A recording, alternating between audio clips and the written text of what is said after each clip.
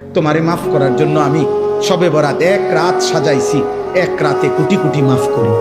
তোমারে মাফ করার জন্য আমি শবে কদর এক রাতে আমি আল্লাহ তাআলা হাজার মাসের রাত্রির চাইতে বেশি মাফ করে থাকি।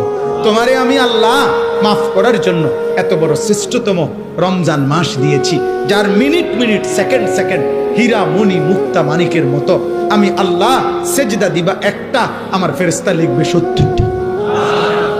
আমি আল্লাহ রহমত দিয়া সাজাইছি, মাগফিরাত দিয়া সাজাইছি, জাহান্নাম থেকে নাজাত দিয়া সাজাইছি। আমি আল্লাহ বৃহস্পতিবার দিবাগত রাতে গুনাহ মাফ করে থাকি।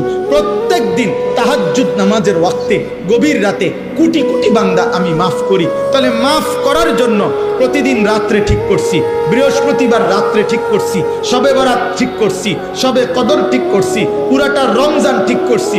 এছাড়াও বান্দা 90 বছরের গুনাহ নিয়েও যদি কেউ আসে, আমি আমার বন্ধুকে বলছি, বন্ধু যদি সে সত্যিকার তওবা করে আমি একসাথে মাফ করে দেব। আসমান পরিমাণ গুনাহ নিয়ে আসলে মাফ করে দেব, পাহাড় পরিমাণ গুনাহ নিয়ে আসলে মাফ করে দেব, জমিনের বালুকণা পরিমাণ গুনাহ নিয়ে আসলে আমি মাফ করে দেব। তুমি এরপরে বলো, বান্দা আমি যদি তোমাকে জান্নাত দিতে চাইছি বলে কতভাবে আয়োজন করলাম, আমি আর কি বললে, আর কত সুযোগ দিলে তুমি জাহান্নাম থেকে মুক্তি পাইবা।